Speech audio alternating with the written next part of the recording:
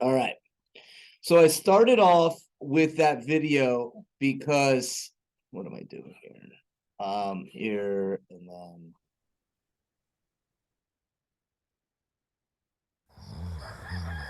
there it is.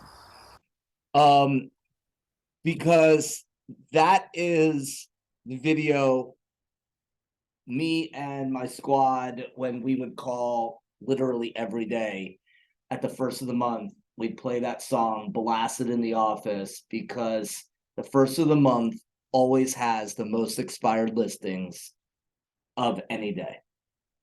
January 1st is hands down the number one day to call it expired listings in the universe, like, period. So with that said, I started off with that video because building a ritual is important. Think of baseball players or basketball players that shoot free throws. They have a ritual before every time it's time to act, it's time to do something. So in prospecting, it's crazy, way too much going on. In prospecting, it's important to have a ritual too. And the ritual I chose was to play that video, to get my mind right, to know it's the first of the month, and I can pay all my bills if I hit the first correctly, generate appointments, and really kick the month off the right way. So I just want to kind of give you guys a little insight to, as I teach you guys today and present, I did this. I built my business through expireds. This was my bread and butter. I did it every single day, 6 days a week, because none of you should be working 7. When I say every day, it's a 6-day work week. If you're working 7, stop it. Nobody wins a prize working 7 days a week. Silly, and never brag that you work 7 days a week. That's real talk right there. 6 days a week is what a professional real estate agent works until you don't have to work 6 days anymore. But don't work 7. The only time I ever worked 7 was because I tried to push a showing appointment to the next day, and they were like, no, I really need to. And I was like, all right, I'm just going to go show and write an offer today. And that's it. I just kind of want to start this off on the right foot, which is a little nostalgic, bringing Bone Thugs in. I mean, anytime I could throw Bone Thugs into a presentation, I'm going to do it. Keeping it real. And for those of you that have no idea who Bone Thugs was, now you know. Generation gap brought together. And Bone Thugs was a very interesting time in the 90s, where they kind of brought a little thug, but then harmonic, and you're like, wait, but how can they be gangster if they're singing? Doesn't make any sense, but it did, and it does, and it's the first of the month, so grab your checks, let's do it. So what is expireds? I want to kind of do a little review of a couple things that I talked about last class. Expireds are the easiest source of inventory for agents who are savvy, who understand scripts and dialogues, have consistency, and can get up early in the morning and get their lead generation done before most agents wake up. Expireds are high reward. They are intense. Anyone who's ever called expireds, they know that their script is usually better than yours, and they are mean. But yet the most intense people on the other side usually are ready to make action, because they're in a situation here that if you can connect with them, close, you can get an appointment and take a listing that day. For sale by owners, you really can't. You can't call a for sale by owner who just came on the market and convince them that they don't need to sell it on their own. It's a process. But expired, you could call early in the morning and convert later in the afternoon. Which reminds me, the TCPA is real. That is the Telephone Consumer Protection Act. Please be conscious of the do not call list, and be sure to anything that we talk about today, do in a TCPA compliant manner. Keep on going. Competition. There is a ton of competition when it comes to expireds. Usually when somebody is ready to do business, usually the savvy agents smell it, and you'll end up going up against the same agents over and over and over again. So understand that it's high competition. You got to bring your energy with expireds, because again, they are ready to do business. So your energy has to be able to match their intensity. Mindset matters. 90% of success is what goes on in between your ears. And time is of the essence. Expireds will list within 72 hours. Expiring, they will relist within 3 days. Most of them. That's real. That's real talk. All you need to do is go back and look at, in a normal market, a person who's expired most likely will list. That's going to be a little bit off now because the majority of people on the market listed for the wrong reasons. You're saying right now, like everybody that expired. That's not what I just said. Right now, it might be different because most people listed over the last 2 years for the wrong reasons, for greed. In a traditional market, most people list because they have to sell. In a traditional real estate market, which unfortunately many of you have never experienced. But in a traditional real estate market, people list their homes because they have to do something. They need to do something. Well, the last couple of years, they're like, oh shit, I bought it. It's been 2 years and I have 150,000 in equity. Let's go. Now, all of a sudden, they have 75,000 in equity and they're like, I don't know that I need to do that. It's a different market, but in a traditional market, most will relist within a couple day period. So time is of the essence. The mindset of the seller, we're going to be looking for have tos, and I'm going to break down what a have to is in a couple seconds. So first, there's 17 folks online. Let me kind of share a little bit of me and my journey, so that if there's anybody on here that I don't know, now you know. I've been in the business 17 years. My real estate practice, my business, my team, RGT Home Experts, has closed around 1,700 homes over a 17-year period. We built our business on expired listings. We follow the millionaire real estate agent model, which is designed to create efficiency, time management, and really representing sellers and buyers at the highest level possible, which is also known as fiduciary.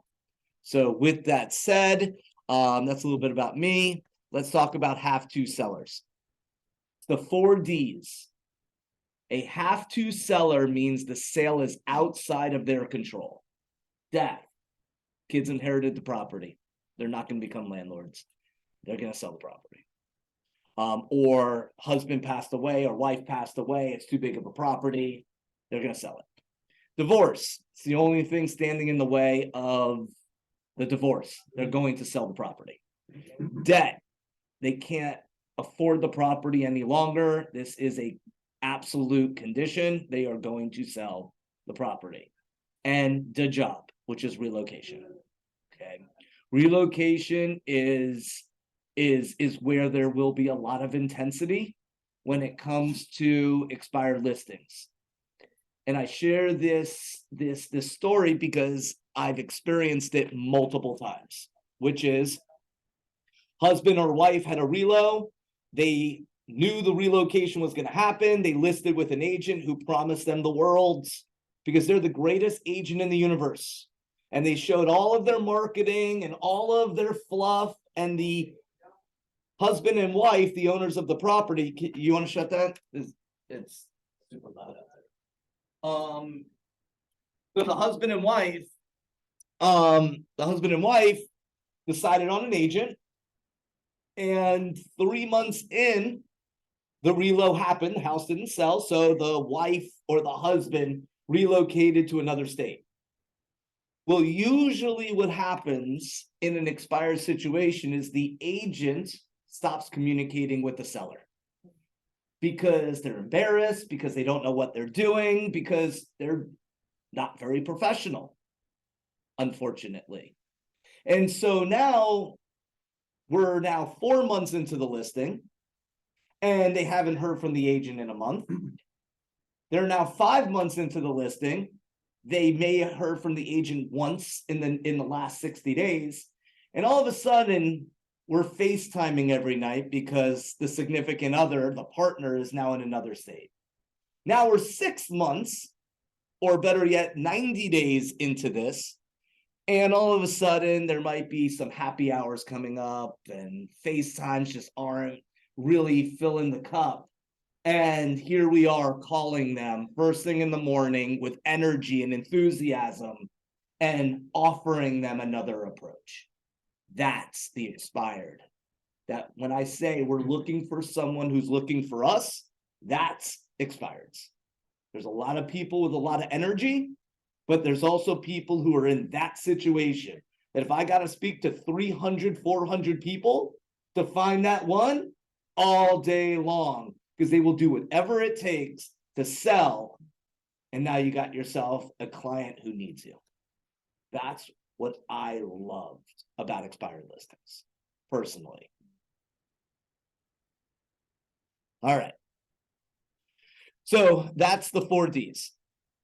So I shared this slide as a little teaser, and this is a bit of what we're going to talk about today, the different skills. And each one of us are in different places in our career, and some of us might be really good at some of these skills. Some of us might not be good in some of the skills, and that's okay. And yet I asked everyone in the chat group last night, rate yourself on a scale of 1 to 10. Where are you in each one of these? How do you maneuver in the scripts? Are you able to go from this handler to then close? They then give you another objection. You're able to move to this handler. Or can you say the same objection handler 2 different ways? What is your maneuverability to get someone to make a decision? Time blocking. What is your skill in actually getting calls in every day and hitting your minimum standards? That's a skill. And I assure you, if you get 1, 2, 3, and 4 down, the rest will flow. The rest will flow. So we're going to break down consistency with contacts. I'm going to kind of flow back and forth on this, but yet I have a couple visions and things for you to look at as we flow through here. So we'll see how far we can get and see how deep we can go in a couple of these skills so that you can walk away today going, that's what a 10 would look like. I'm here. Now I can create a path to get to 10. Does this make sense? Yes. Are we going to be receiving a copy of this? Yes, this PDF will be in the Facebook group. Yes, and it's recorded, so I'm going to put this on YouTube. Okay. Yeah. All right. So last class, when I did 101, I broke down scripts. I broke down the intro and the power of the intro. This is on YouTube, by the way, so you could go in and you could watch it.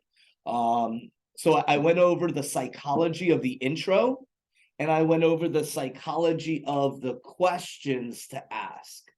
And if you recall, the purpose of the questions inside any script or dialogue is simply to gauge motivation.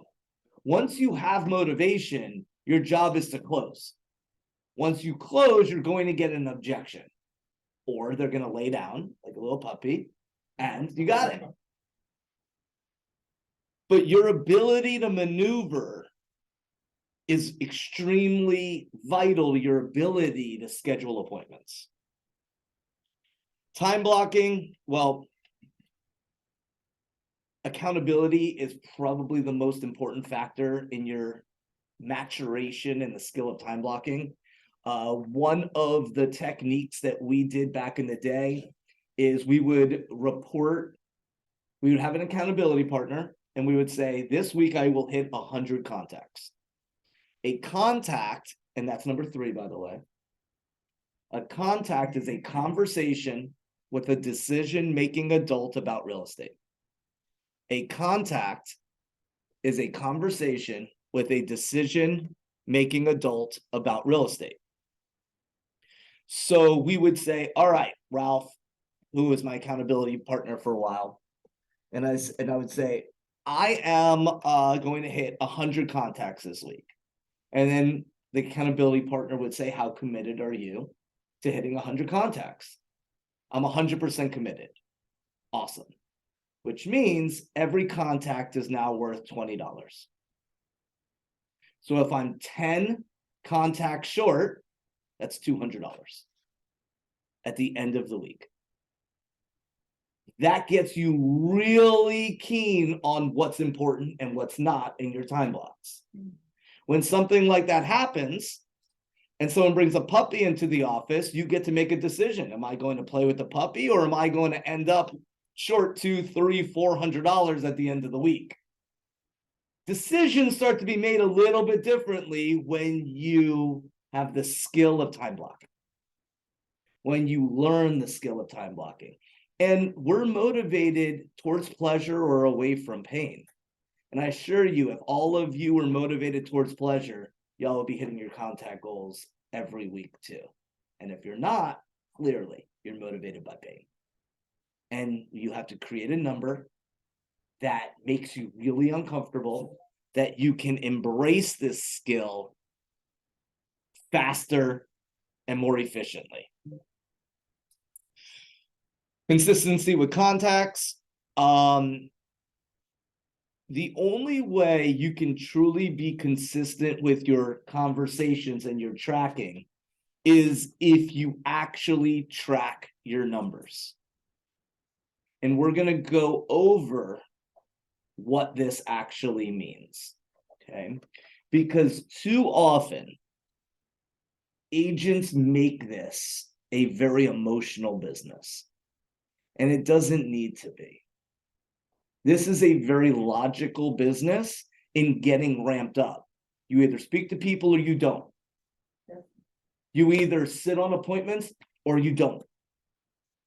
But when you say, oh my God, it's so hard, nobody wants to work with me, it's so difficult. Well, how many people are you speaking to? A lot. Well, a lot is an emotional answer. I work all day. Well, how many hours are you actually working? So tracking your information is a skill, and it takes practice. It takes time on task, and it takes a class like this for you to go, okay, I'm losing so slow, I actually think I'm winning. But if we track our numbers, it's black and white. It's so crystal clear as to if I'm on pace or I'm not. I'm going to make that very clear for you guys as we go through the next couple slides. I'm going to make it very, very clear. So I'm going to probably come back to this slide. I didn't put this slide throughout the slide deck, so I'll probably come back to this, but let me kind of go through the rest of them and then give you guys some depth. Your ability to set appointments is a very different skill than actually calling on the phone all the time. So for example, I told Tivy I was going to use her as an example because I think it's textbook in the beauty of the simplicity of this business if you put in the work. I'm going to say that again. The beauty of the simplicity of succeeding in this business if you put in the work. So rewind back, is 6 years fair to say? Exactly 5. 5. Tracking numbers was a non-negotiable. You either track the numbers or you're off the team. Black and white. There is no gray here. You will either do it or there's no reason for us to be in business together. So remember, we're 5 years ago. If there's anything that we have control over, it's the amount of conversations we have. You truly can't control the amount of appointments you set, But you absolutely can control the amount of hours you're having conversations and the amount of people you speak to. It's an effort thing. It takes no skill to speak to people. Please understand that. So if that's where your hesitation is, that's the first skill that you need to work consistently in contacts. Consistency. Setting a standard and never going below it. Because what happens is you start to get the law of the big mo. Has anyone ever heard the law of the big mo? Momentum. Oh, It's called the accumulation effect. It's called the accumulation effect. And for some people, it might happen fast. And for some people, it might take longer. But it will work, guaranteed, if you work. So back to this example. And I share it, guys, as the highest level of compliment where this is going as I can possibly provide. So it's 5 years ago, and like a machine, 150 to 175 TV a week, 150 contacts to 175 contacts, week after week after week after week. 150 to 175. 100 was the standard. We're going an extra 15 contacts a day for 6 days a week. You guys with me? Very minimal results, month in and month out. But consistency was there. The skill of consistent contacts was a 10. The ability, number 5, to set appointments was a 1. But the dialogue was always that of time on task, stay in routine, stay in the system, track your numbers. Tracking numbers was a 10. Setting appointments, skill was a 1. And yet, practice and role play, time on task, make the contacts, practice and role play, give me the objection, role play with me. What are you hearing? Then one day, we crossed the Rubicon. We set an appointment. We took a listing. We set an appointment, took a listing, took a listing, took a listing, took a listing. And the skill of consistency, the skill now of setting appointments was just a little tweak because the experience of what she was hearing was able to break through. And then now it's just warm knife through butter. Now it's just a warm knife through butter because the skill set now of the rest became dominoes. So I share that at the highest level of gratitude because the model that I'm teaching today works for anybody.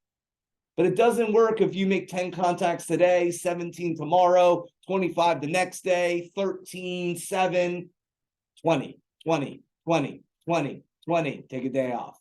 20, 20, 20, 20, 20, take a day off. That's the way it works. So once you are consistent with your contacts, you track your numbers so we could stay out of emotion. So we can stay out of emotion and stay logical. You then will be able to set appointments.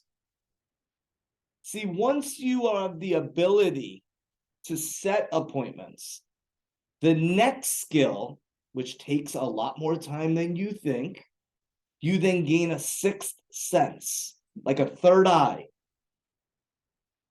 of how to pre-qualify an appointment. You can't wear bubble wrap in this industry. You have to go out there and learn how to qualify because you take unqualified listings. Because we don't win a prize taking 50 listings. We get a prize when we sell 50 listings. And there's nothing that will drain you more than listing an unmotivated person who is a pain in your behind. And they blame you as to why nothing's happening, when in reality, you don't know magic. But the skill of qualifying is important, and it takes a lot longer than you think. Well, I shared the ability to take qualified listings. See, anybody can take a listing, especially in the market that we're in right now. Anybody can take a listing. Can you take a sellable listing that the seller will respect you and your professionalism and get you to the finish line? That's a skill. And that is how we make money in the market that we're in today.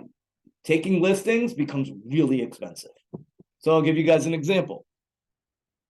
When we moved down here, Ralph and I, in our business, our coach, one of the first things the coach asked us was, okay, guys, how much does it cost you to take a listing? Yeah, it's perfect. It's perfect. Yeah, it was already part of the presentation. Yeah. And for those of you that don't know, we have a little puppy. Yeah, if that works. I don't know what you guys are seeing, but all right. First thing the coach asked us was, how much does it cost you to take a listing? Off the table. That'd be fun. How much does it cost you to take a listing? And we looked and we were like, I don't know. How do we calculate it? And he said, well, the first question is what are you worth per hour? And we were like, a lot. Yeah, why don't you guys figure it out and come back to the next coaching call, which was the next week. And what we determined, $1,000. It cost our business $1,000 to take a listing. At what price point? Any price point. To take the listing, it cost $1,000. That's our time to qualify, to do the CMA, to drive out there, to pay for the sign, to pay for the lockbox, time to communicate with the seller, to coordinate, to negotiate. It costs $1,000. So all of a sudden now it was like, well, shit, if we take 10 listings and we don't sell any, we're in the whole 10 grand. All of a sudden now qualifying our listings and taking a qualified listing became a skill. Because we could take listings all day long. Please understand, guys, this market that we're in, if you can talk, people are going to give you a listing. Question is, why should I take it? Why should I take your listing? Do you meet my criteria of a Devolver así lo. Whoa. Isla. Mute. All right. You mute all. Yeah, everyone's muted. Yeah, Nicole just came in. She's joining us from Argentina. She went home to celebrate. Yeah, so thank you for joining, Nicole.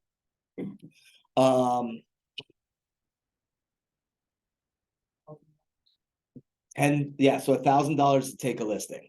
The next skill is learning how to get price adjustments.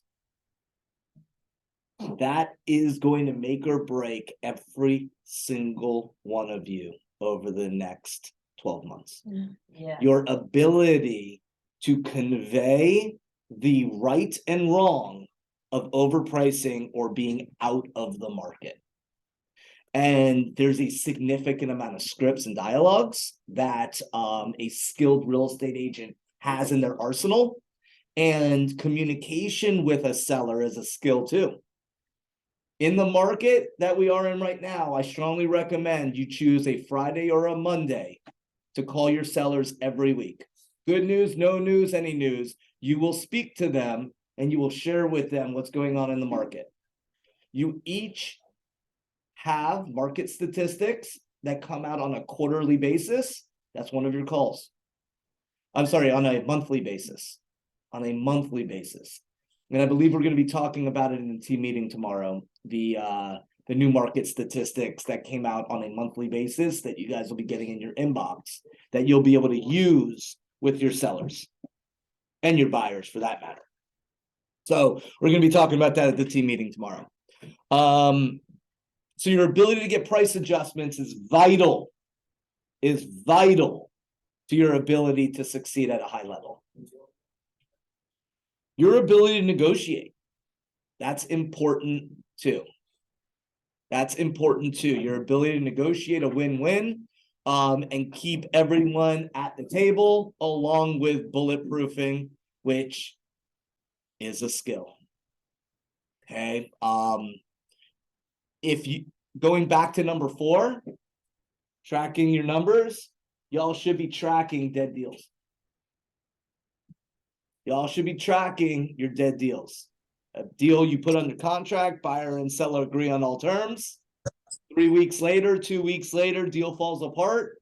You should be tracking that. So you can see at the end of the year how many transactions you thought you were going to close that you then had to do more work on. So it's a very important statistic to track. Buyer and seller agree on all terms. It didn't get to the finish line. Doesn't mean that you didn't close it later, but track that it blew up. Okay, very, very important. So you can see where your skill is in bulletproofing. Okay, bulletproofing, guys, is a skill that takes a lot of pain. A lot of pain. Right, Larry? Keeping deals together. Keeping deals together. I'm helping an agent in our office do a negotiation or keep a deal together this last week. And I said, he came to me with a laundry list of things and a bit frantic. And I said, well, there are no problems. There are only solutions. Only solutions in a real estate transaction. Now, whether or not the solution works with the buyer and seller, but there are always solutions. If this, then that, always. And I share this a lot for those that attend my classes often. I say that Wayne Gretzky, who is the greatest hockey player to ever put on skates, no questions asked. In basketball, you got Michael Jordan, you got Kobe, you got LeBron. It's a bit of a conversation, it's still MJ though. And yet, Wayne Gretzky, no doubt, the greatest hockey player. And he said, I am not the greatest hockey player, and yet I am the greatest hockey player to know where the puck will be. So he's always one step ahead of everyone else, which is why he scored astronomically more goals than anyone who's ever put on skates. And if you ever watch his highlights, you'll see it's amazing. It's a beautiful thing. Bulletproofing is exactly that.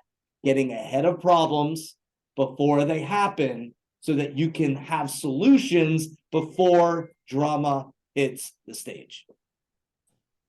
With all of that being said, it takes a lot of situations to understand the who's, the what's, the how's, and whatnot.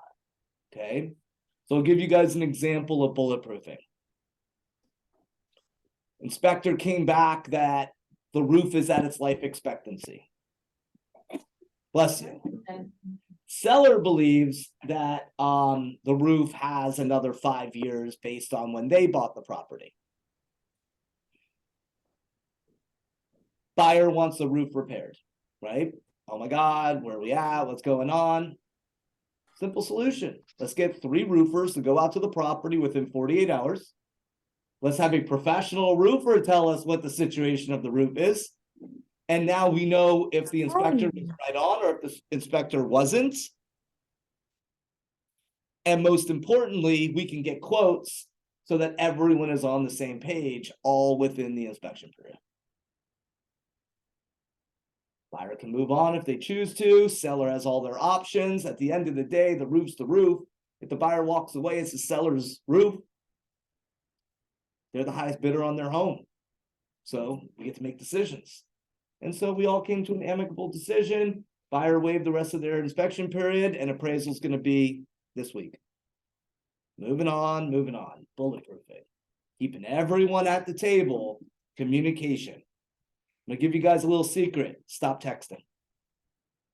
Stop texting in a negotiation. Pick up the damn phone and talk. Now you can follow up with an email or a text in the conversation. Stop negotiating via text. You lose all emotion and your ability to communicate. Stop. If you need help, I'll help. Stop negotiating via text. It's amateur stuff. Stop. Lee, can I reinforce that for you? Please. So I have a rule. Anytime money is going to be on the conversation, it's always verbal. I will never in a million years email my client an offer that we've received and then have a text message. In fact, my client will never see that offer until we are verbally talking either on the phone or meeting face to face. Facts. Facts. Y'all should never be sending an offer without scheduling an appointment to review the offer with your client. Well done. Ever. Y'all want to blow up bulletproofing? That's one way to do it. If your client is ever thinking anything without you knowing what they're thinking, you're done.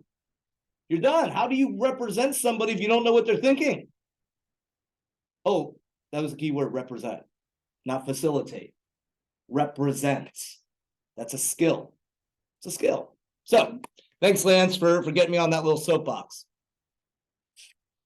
All right. So let's go to the first skill that I wanted to go a little deep on. Okay. And that is tracking numbers. So this here is a sample of tracking numbers. So what numbers should we track? Contacts, conversations with decision-making adults about real estate. How many appointments did we set, which means schedule? How many appointments did we sit on? How many doors did we open? How many listings did we take? It's a key word there, guys. Nobody gives you a listing. You take them. You take listings. Nobody gives you listings. How many offers did we write? Contracts written. How many homes did we sell? Which means go under contract, because we will sell more than we close, because deals will fall apart. And how many deals did we close? These are some macro numbers.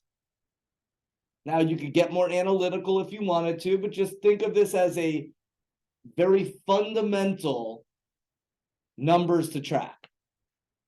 So when you have the skill of tracking numbers like this, and you are consistently doing it, it starts to tell a story. Starts to tell a story. Like we're about to see.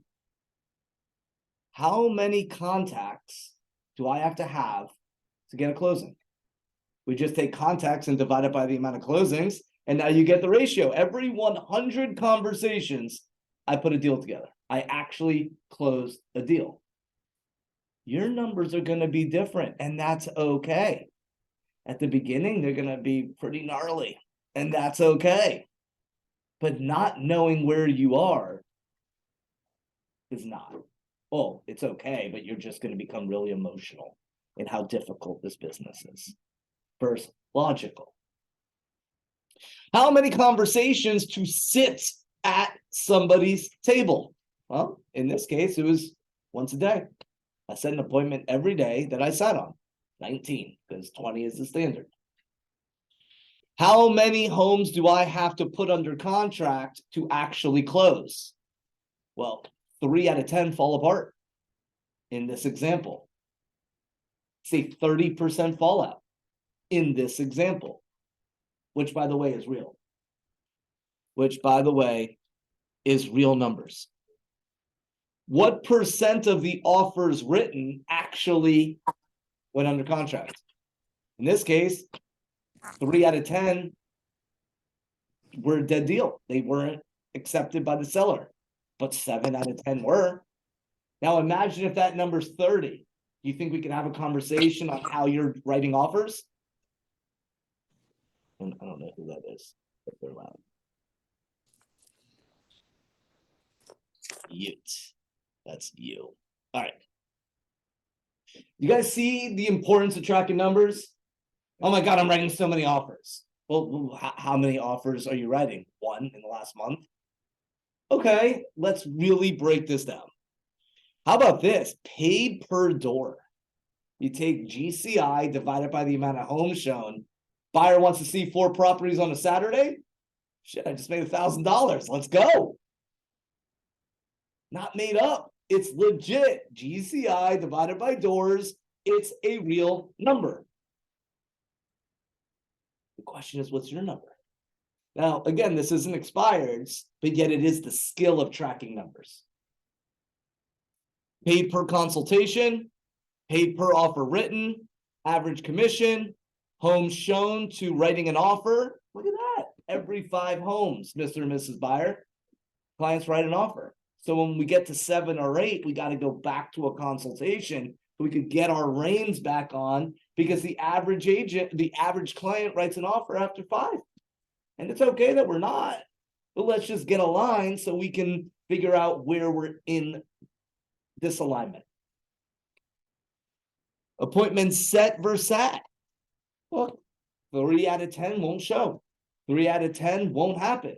So if I think I'm going to be 1 for 1, then you have a rude awakening when you don't make as much money as you think you're going to make. Black and white, no gray. Tracking numbers.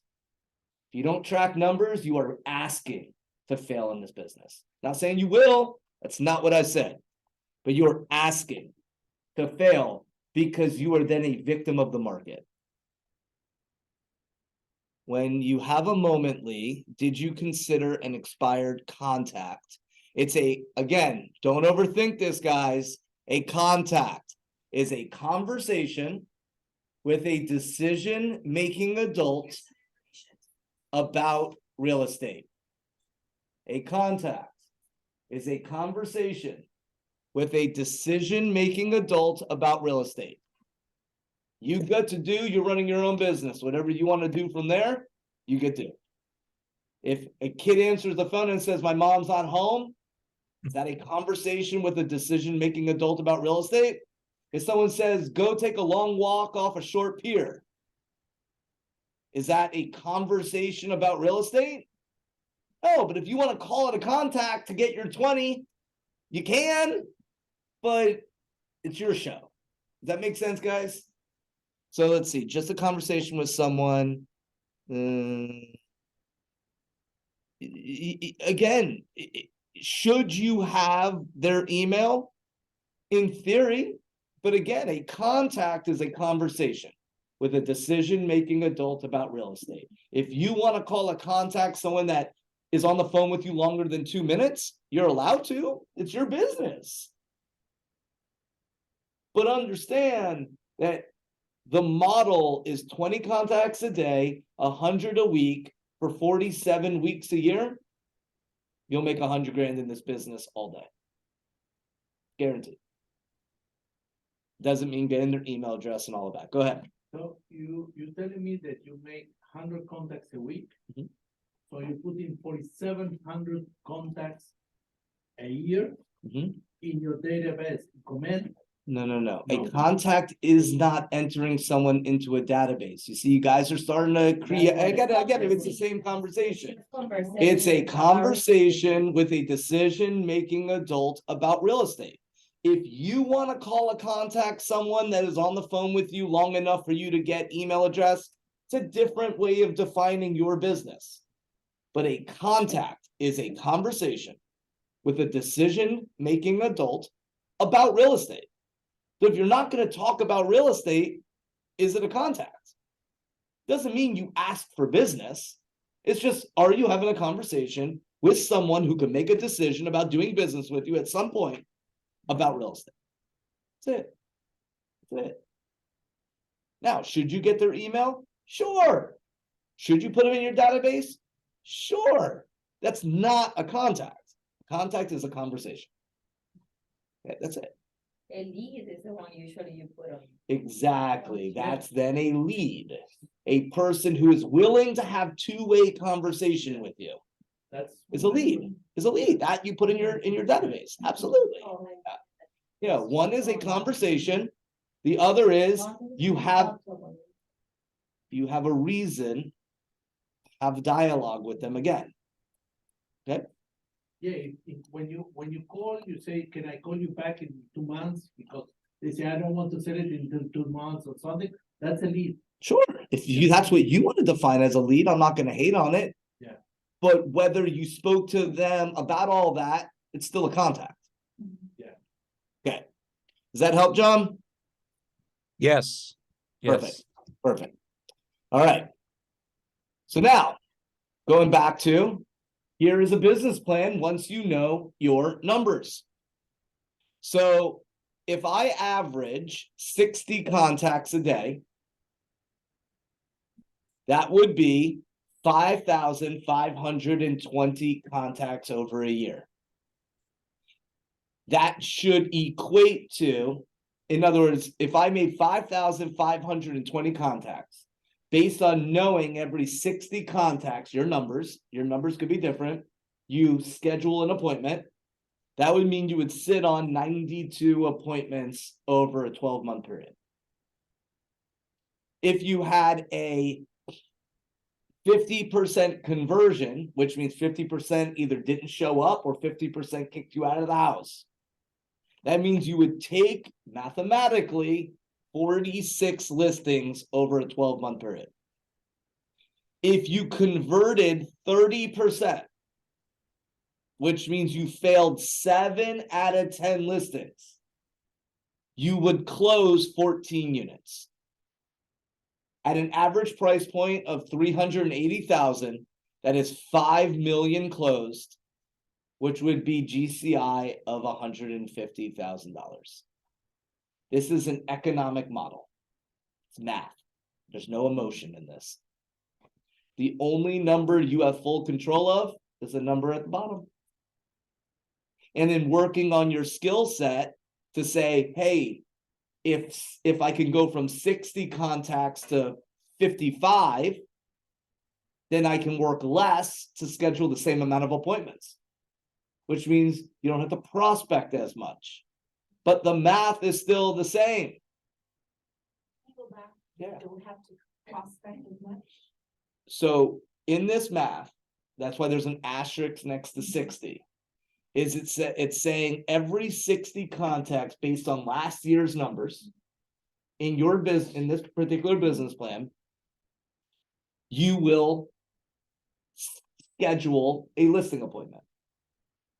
So if you get better at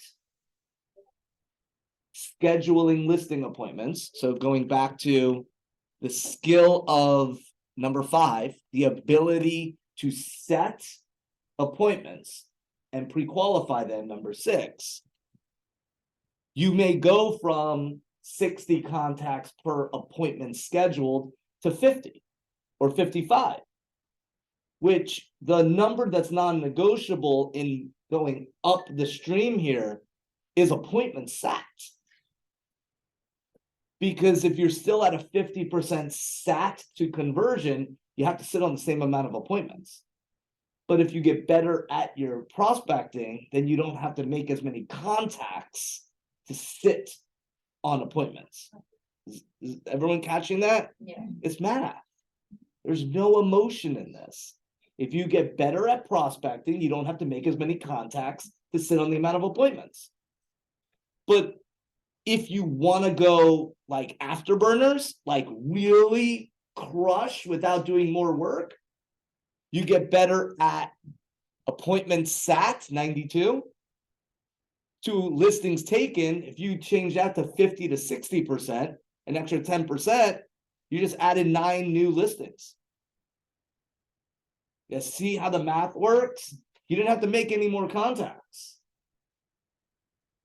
But you got better at converting the listing appointment because you qualified and you work less if you. Yeah. You see how simple this business is? Y'all make it so difficult because you just don't do what you know you're supposed to do. Just talk to people all day. Just talk to people. Right? That's how simple this business is. Because if you speak to 5,520, and it takes you 100 contacts, then it just means you'll sit on less appointments. But you'll still sit on appointments. just every 100 instead of 60. And then if all the numbers are different, you'll just probably make 125,000 instead of 150. But then you get sharper and better because you're tracking your appointments. All of a sudden now the GCI number shoots through the roof without working anymore. So why am I talking about this? Because if you don't know your numbers and you're going to actually build expireds into your business, then you're throwing darts in the dark. You're literally just trying to try versus effectively, efficiently sharpening your axe. Sharpening your axe, getting it nice and sharp so you don't have to keep hitting the tree over and over and over and over. You can actually sharpen it for a little bit and then just take your couple of swipes and you're good to go. You don't need to be on the phone for 5 hours a day. You could just do it for 2.5. Yes. Is this formula basically adjusted to where the market's shifting? That's the best part, is when, that's a great question. The question was, do the numbers adjust, or is there a formula for when the market's shifting? If you don't track your numbers, you're a victim of the market. If you track your numbers, you would have seen in July, August of this year, because I track the numbers, you would have seen the market shifted. In June, the market like, boom, right turn. Nobody was talking about it, but the numbers showed it. All the numbers showed it. No one was talking about it. Then all of a sudden, October, November, oh my God, market shifting. Oh my God, everything's changing. Oh my God, oh my God. It's like, oh, the market changed back in June. But none of y'all paid attention until it hit your pocket. The market changed. I'm sorry, puppy. I didn't mean to bring some emotion into it. But yeah, so if you know your numbers, right? You know I convert 8 out of 10 appointments. I know it. All of a sudden I'm converting 4 out of 10. Oh, I know I didn't change. Market changed.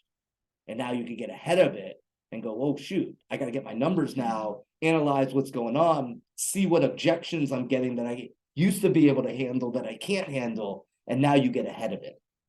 Have you seen one that has been different from before calling expired? I haven't called expireds. So no, I don't. I'd be curious when you guys are consistently calling expireds, what is working and what isn't, what you're hearing. Because my hypothesis is you're hearing the same things today that I heard in 2007. It was 180,000. It definitely was not. But there was a lot more in 2007 than there was in 2010. A lot more. And it's called the law of equilibrium. Gary talks about it. Law of equilibrium says as transaction closings go up, the amount of agents go up. But when the transaction count shrinks, the amount of agents goes up. And there becomes a real funky period where all agents want to join the business, but the amount of transactions are sharply going down, which means you have a lot more agents than opportunity, and it becomes survival. And that's when knowing your scripts, knowing your dialogues, knowing your numbers becomes vital. Because if you look at a pizza pie, there's only 10 slices in a pie. But I'm going to get my 2 slices. I don't care about any of y'all. Does that make sense? You need to have the same mindset, whether you're a new agent or not. Are you going to get your slices no matter what? Because the top agents are. So the question is, will you? Gave you guys all you need to know. Track your numbers, become efficient in your dialogues, consistently have conversations, learn what they say. Whatever the buyer or seller says, just learn what they say and then get better at handling whatever it is that they say. Work with the motivated so you don't spin your wheels and waste time working with someone who won't do business in this market for someone who will do business in this market, qualified.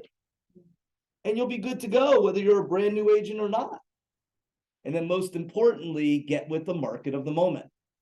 Like DPA right now is the market of the moment. down payment assistance. Because it's going to get funky for a while. Sellers aren't going to come down. Interest rates are going to go up consistently. The Fed has already said this is going to be an interest rate based recession. It's a fact. We're going into it. We're in it, but it hasn't really hit yet. There's no teeth. We're all going to feel it. What is it? We're in a recession when it affects you. We're in a depression when it affects me. Yeah. Oh, we're going to feel it. It's going to be next year. That's where DPA comes in. So we can help buyers qualify or have a comfortable payment so that we can make a living. Otherwise, you're bitching and moaning about a market. Make your money. Does this make sense, guys? Cool. All right. So any questions about numbers? And those of you on internet world, just type in your questions and I'll answer them versus kind of me not knowing where it's coming from and all of that. So anyone here, questions, comments, concerns about tracking numbers? We got a half hour left.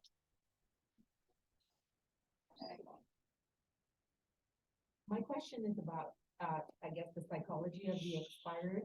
I didn't take your psychology class, Mhm. but, would you say that there's a different psychology with an expired listing? Mhm. Seller or buyer, the seller of an expired listing than it is for a FISBO or what's the other one? It's expired. Well, I would Yes. say yes. The answer is yes, because a for sale by owner is a do it yourself type of guy. Or they had a really, really bad experience with a real estate agent. Most of the time, that's what it is.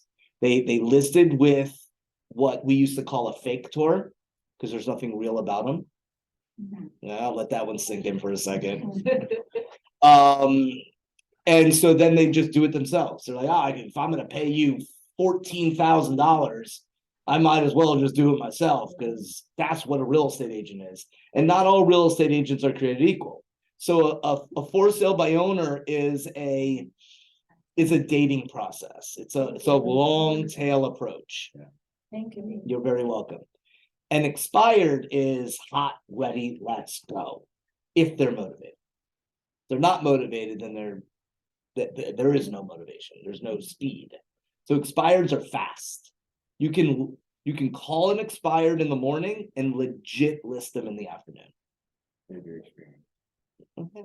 That's what we're talking about is a highly skilled professional real estate agent who can handle objections, handle the emotion, and provide a solution. So yes, they're very different. I would say expireds are very unique because they've already listed with a real estate agent. They've already experienced failure.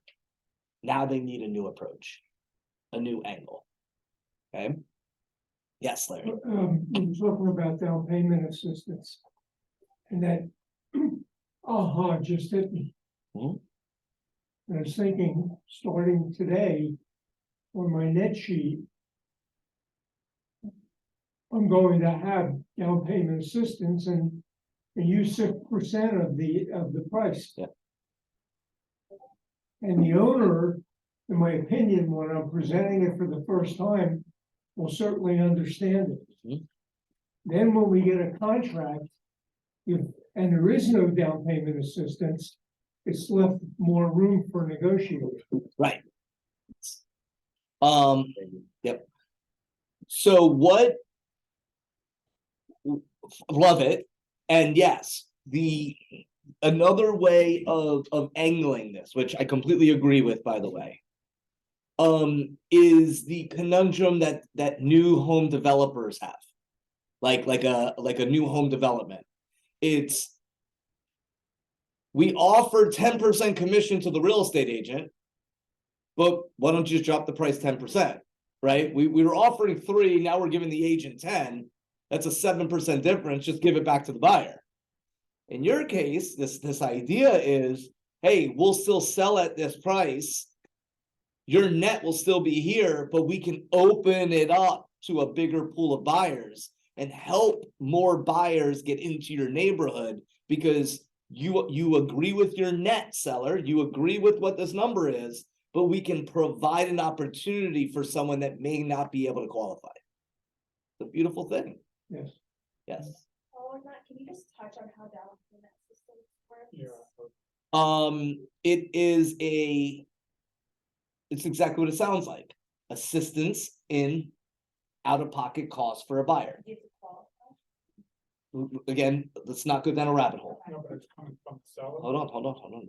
Let's not go down a rabbit hole.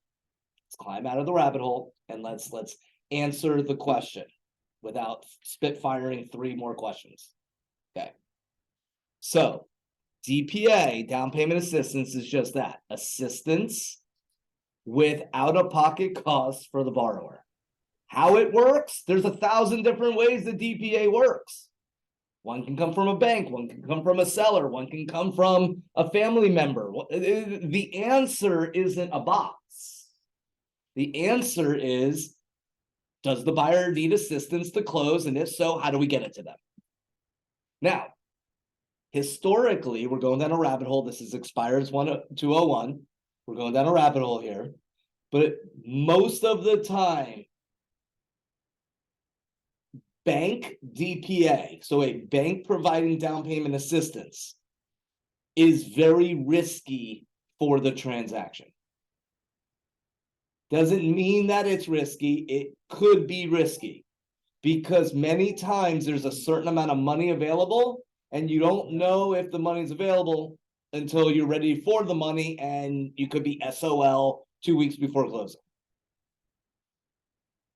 So that's it on DPA. You want to learn more about down payment assistance, connect with your loan officer, and they'd be more than happy to share with you all the different programs that are available. In our example, it was a way to help an expired listing become more attractive to buyers. That was what Larry was bringing up. So we're going to squash the rest of it. By all means, that's why you should partner with a loan officer, an LO, loan officer, so that they can walk you through all the different programs to represent your buyers. Can we agree? Move on? Awesome. All right. Tracking numbers. Now we're going to move to the skill of pre-qualifying. Pre-qualification should be a script. It should be a dialogue. I recommend you take what is on our closed Facebook page, print it out, make it yours. Because I took this script and I made it mine. Same script. And in my opinion, it's the best of all in all the lands. It is the best script in all of the land. And it is from Mike Ferry. I have internalized the script. I've probably said it a couple thousand times. When I say a couple thousand, in 5 figures of times. And I'm going to walk you guys through how this is done. So you can either go right into this dialogue.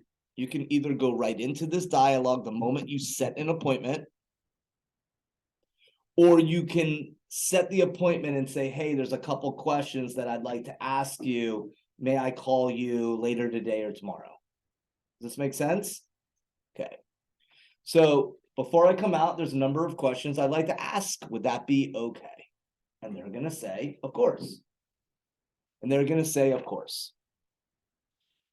So now, this was my favorite part. If what I say makes sense and you feel comfortable and confident that I can sell your home, are you planning to list your home with me when I come out tomorrow at 4?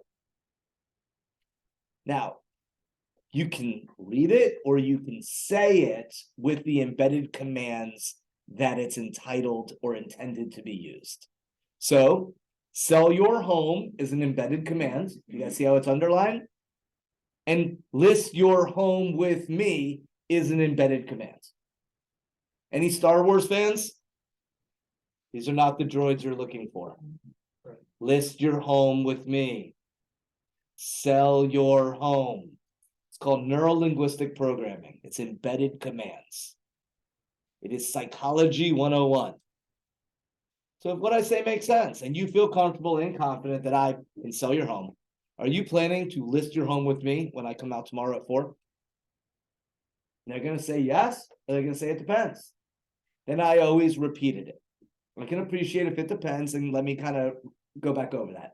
Like if what I say makes sense, I mean, you completely understand everything that I'm saying. And you feel comfortable, I mean, that you want to work with me and confident that I can absolutely sell your home. Would you list your home with me when I come out tomorrow at 4? Well, yeah, if you put it like that. Awesome. If they say no, then ask yourself, are you going on a qualified appointment? It doesn't mean that you shouldn't go out there, but now you have to ask yourself, they just told me they're not listing with me. So what exactly am I doing by going out there? Could be building rapport. You could be getting their email and whatever the conversations were earlier. You could. But is it a qualified appointment? No, it's not. They told you they're not going to list with you. Doesn't mean that they won't list with you, so you get to make a business decision if you're going to go out there or not. But now I'm giving you guys some advanced pro tip, deep stuff right now. Does this make sense? Cool. So are you planning to interview more than one agent, the job of selling your home? Now on there, you're supposed to nod your head. No, they don't see you nodding your head, but you're putting the energy out there. Don't plan to interview anyone else. But they already know if they are or if they aren't. You're not putting it in their head. They know if they're going to interview 2, 3, 4, 7, 15 other people. Well, why would we want to know? Why would we want to know if they're interviewing someone else?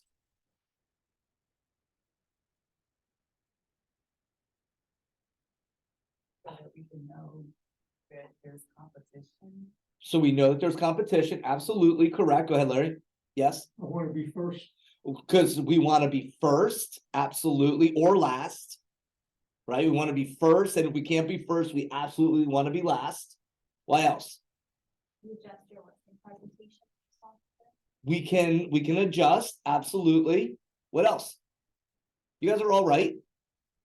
Looking for one more. How serious they are about listing. For sure, because they want to interview more. Keep going. What I love is we have 18 people on the internet and none of them want to put a comment in the box. It's a beautiful thing. Be present, y'all. Put your suggestions in the message box. Why would we want to know if they plan to interview more than one agent other than ourselves, other than what was just shared? We want to know their names to know how good they are. Boom. Boom. Don't you want to know if you're going up against a neighborhood expert? Wouldn't you want to know if you're going up against a brand new agent? Or Larry Lewis. The neighborhood expert, right? Y'all going up against the states and don't know you're going up against Larry, you're already dead. You already dead. You got to go in, right, Lance? You want to go in and go, okay, so I know that you're interviewing Larry. Now let me share some reasons why listing with me might be more advantageous than Larry. But otherwise, if you didn't ask the question and you go, so all we need to do now is sign the contract. They go, well, no, we have more interviews. Now all of a sudden you go, But you're aware, and they say it, and you go, other than interviewing Larry, is there anything that would stop you from listing with me today? No, we just want to interview. Awesome. So if I could share with you a reason that listing with me today, right at this moment, would be more advantageous than waiting, would you want to know about it? Well, yeah. Now all of a sudden I can handle the objection. Because I was prepared, because I knew when I would close, they were going to interview Larry. Yes. So you asked a question who the person is. Absolutely. So it'll go like this. Well done. So I'll start from the top. So if what I say makes sense and you feel comfortable and confident that I can sell your home, are you planning to list your home with me when I come out tomorrow at 4? Well, no, maybe it depends on what you say. Fair. So are you planning to interview more than one agent for the job of selling your home? Yeah, we're interviewing Larry Lewis. Larry Lewis, he's the neighborhood expert in the neighborhood. Yeah, he door knocks our house all the time, and we promised him. Awesome. So Larry's one of the agents that you plan to interview. Anyone else? Oh, no, it's just the two of you guys. Awesome. May I ask when you plan to interview with Larry? Oh, it's going to be today at 5. Would you be available at 3:30? Right. Otherwise, you're shooting blanks. Otherwise, you're going into this blind, y'all. You see the power of the psychology of these questions. For those of you on internet land, this is some deep stuff here, giving y'all pro tips. All right, number 3. So tell me again, because I already asked these questions over the phone to gauge their motivation to set the appointment. So remind me, tell me again, where are you moving to? Now, if it's an investment property, you change the question to what are you using the proceeds for? Because an investor doesn't move, they move their money. So you just change the script a bit. Just change the script. So tell me again, what do you plan to use the money for? How soon would you like to move that money, or how soon would you like to be there? That's question number 4. Now, always repeat and affirm. Do not interrogate them. So where do you plan on moving? Orlando. Orlando, how exciting. How soon do you like to be there? 3 months. 3 months, great. Repeat and affirm. Otherwise, you're just drilling them with questions and they're going to feel it. And they'll say, why are you asking me all these questions? Yeah, because you're interrogating versus a ballet, versus a dance. Okay. So when I see you, this is my favorite. There's 2 favorite parts of the script. This is one of them. So question 5 through 6 is designed psychologically. So if you ask question 5, so when I see you, how much would you like to list your home for realistically?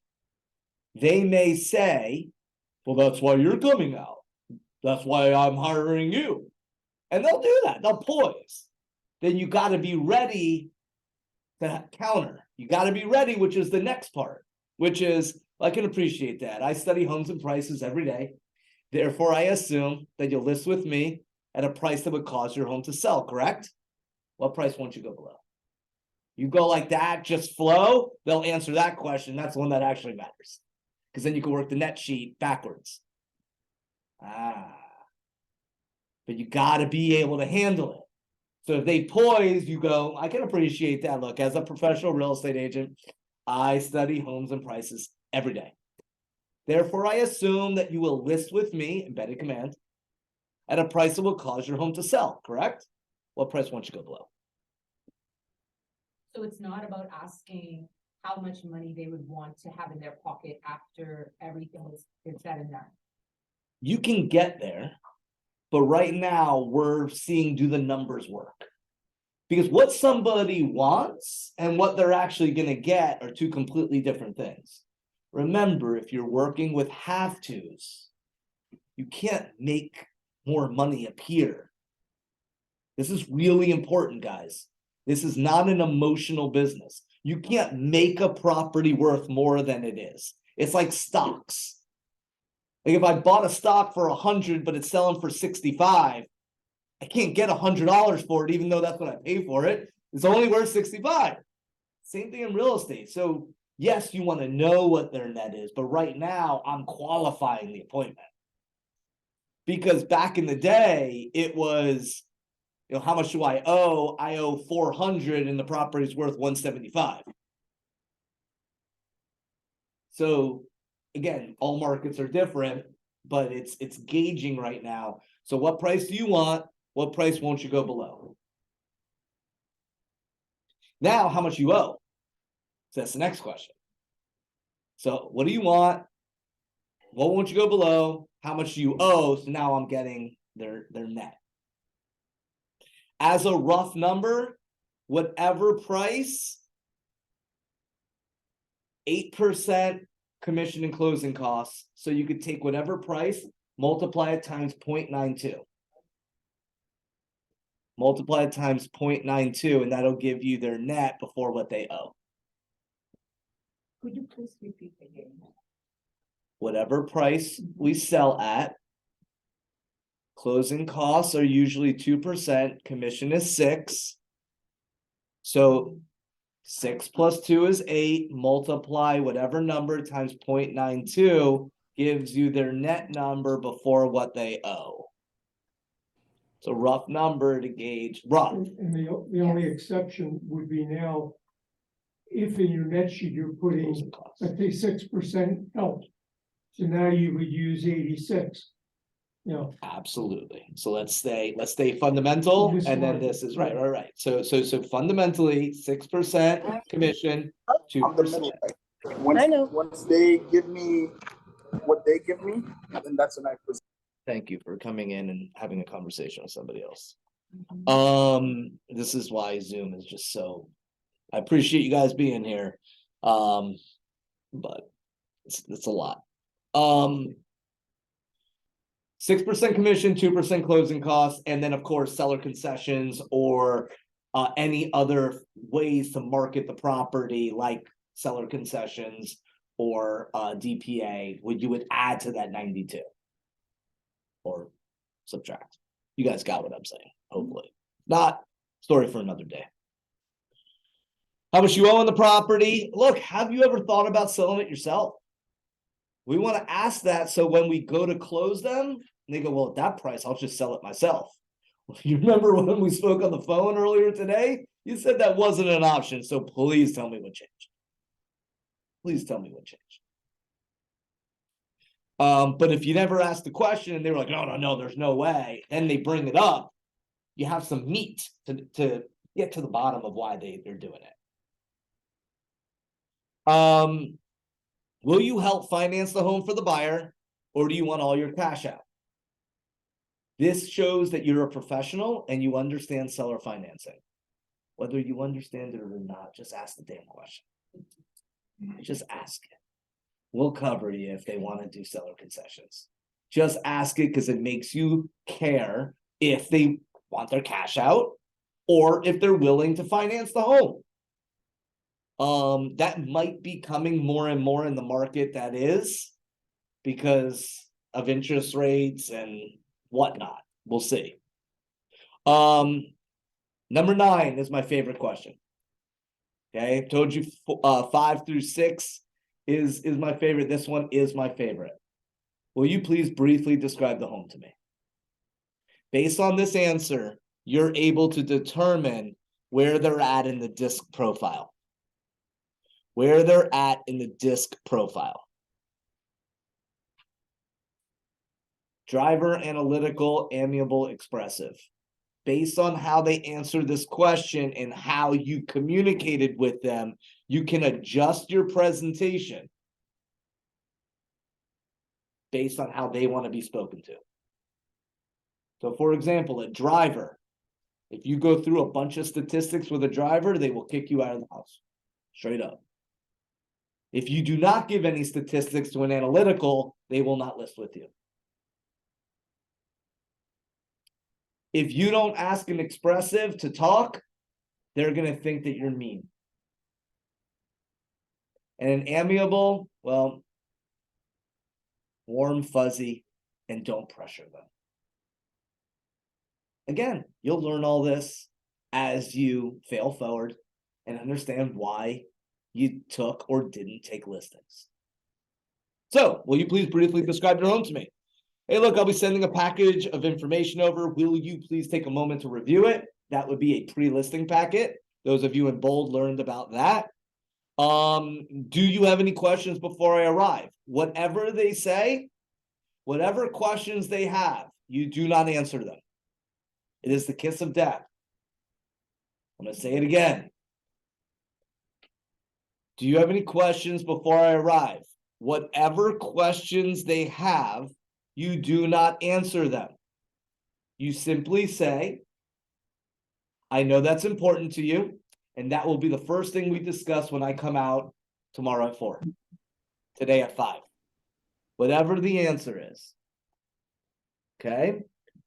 Yet, their question is important, but if you start answering questions over the phone, they're gonna disqualify you. The phone should not be used to have conversation. The phone should be used to gauge motivation, build rapport, close for an appointment, and then you talk in person. Talk in person. Because they will disqualify you, slit your throat, you're done, and now you thought you had a listing opportunity, but you don't because now they went AWOL.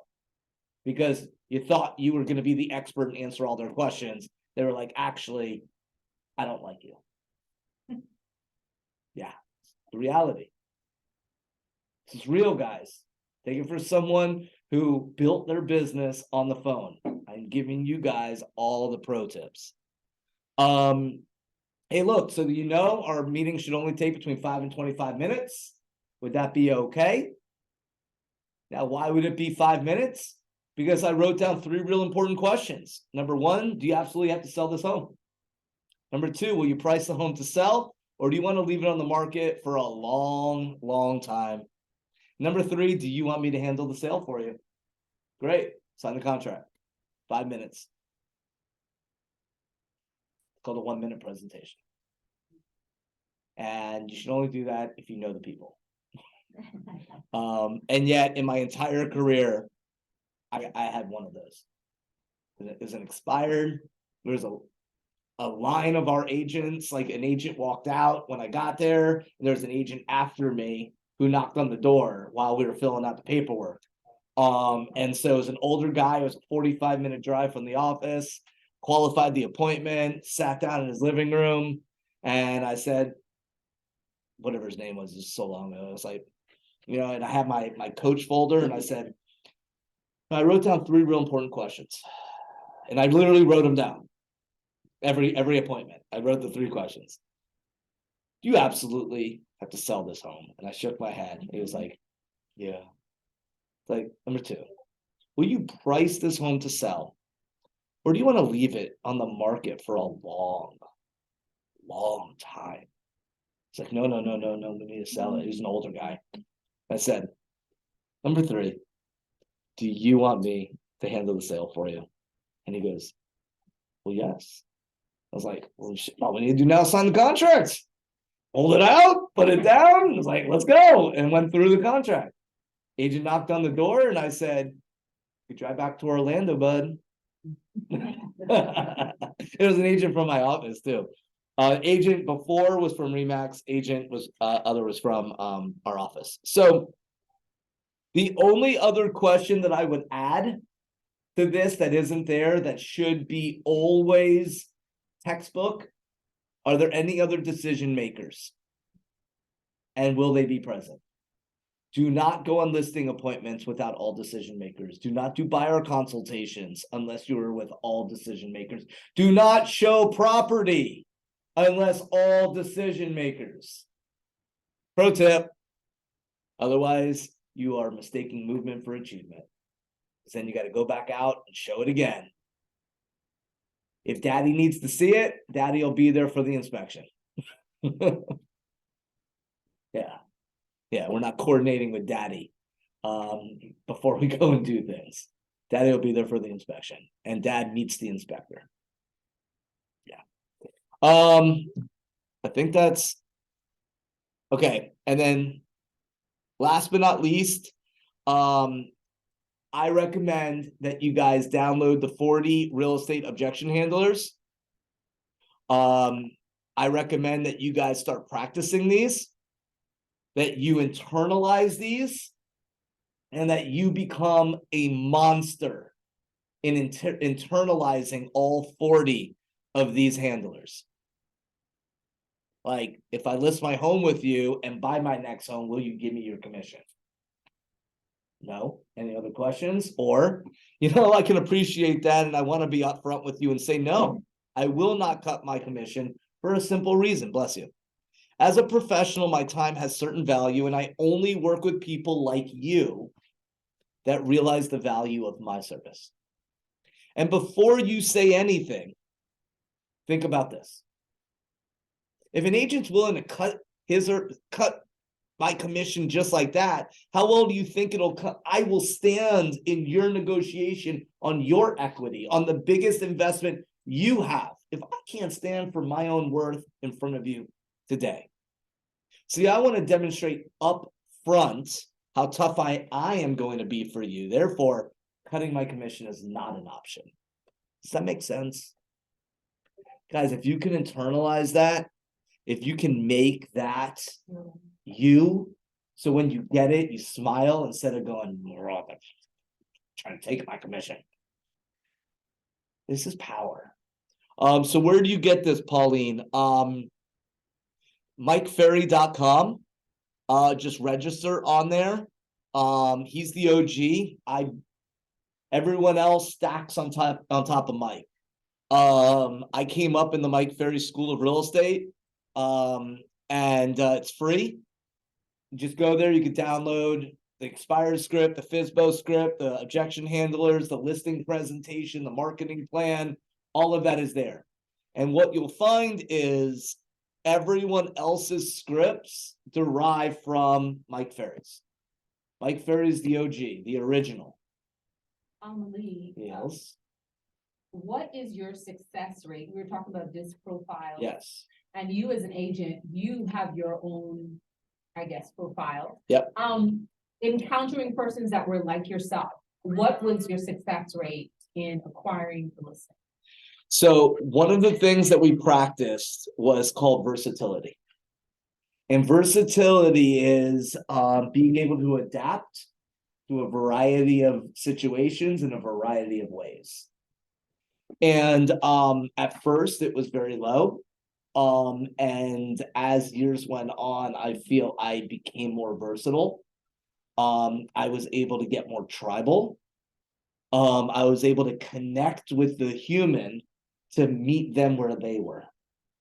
And so I would say if people go AWOL on you, like if you think you built rapport with someone, all of a sudden they stop returning your calls, I would take full responsibility as a salesperson that it was my fault. It is always your fault, respectfully.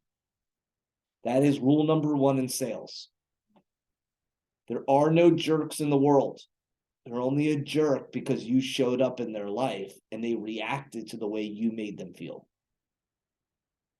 If you take that philosophy, you're always in the driver's seat. Always, because then you could always improve. You could always get better. And so usually when someone goes AWOL, it's because in their personality, they don't want you to feel any type of way, so they stop speaking to you because of how you, as a salesperson, made them feel. That's why people go AWOL. I can say that, me, Okay. but you can find some way to talk with them. Yes, of course. But think about this. If someone's a jerk, like they're just a mean person, but you put them in a room with a bunch of other mean people, don't they all of a sudden get along? Yes.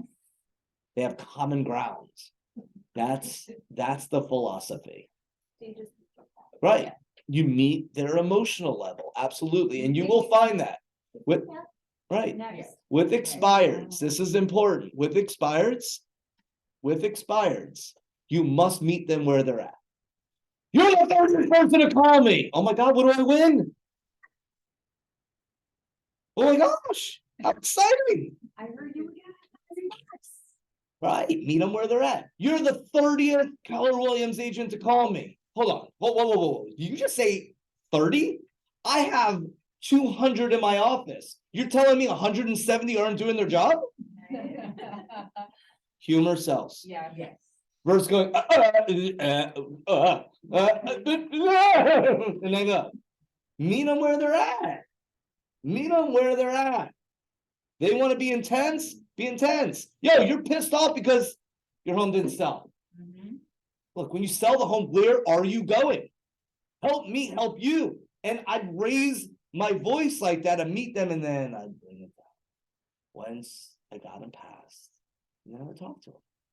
I'd meet them where they are because I got to get tribal. I got to get where they're at. They're mean. I can't be nice. They're going to walk all over me. Get to their intensity and then bring it down. Doesn't mean I'm confrontational, but I'm meeting their intensity. Just like if an elderly woman, hello, I'm not gonna be like, hi, this is Lee. They're gonna be like, oh, hi, this is Lee Keller Williams. I noticed that your home came up on my computer as an expired listing.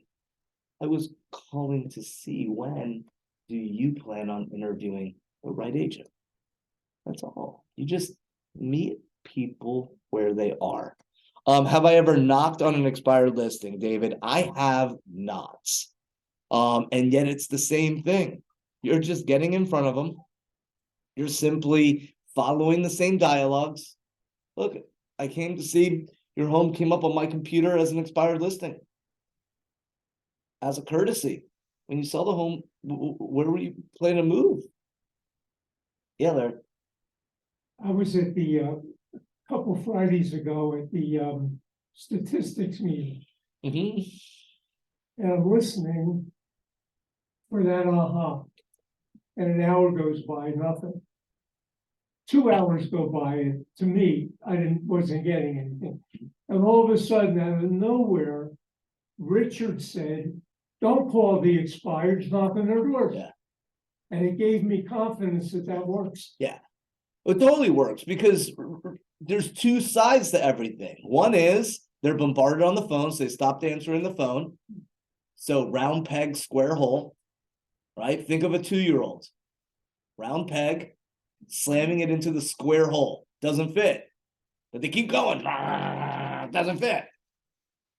So the job isn't contacts. The job is appointments. The job is appointments. You're unemployed if you are not sitting on an appointment today. Congratulations. If you don't feel a little pit in your stomach, then clearly you don't need to make money. But if you need to make money and you go, well, my job is to sit on an appointment today. How do I do that? I've been on the phone for 6 hours. I don't have any more numbers. You get in the car and you go drive to expireds. If your focus is to make money in this business, it's a logical next step. Yes. I don't know if I missed you asking this question because I was online before I came in, but where do you get this expired list and is there a fee for it? Yes. So yes and no. Finish this sentence. Time is, Money. yeah. So you can go on the MLS and you can get the list and then you can go onto a bunch of websites and try to get phone numbers. Free.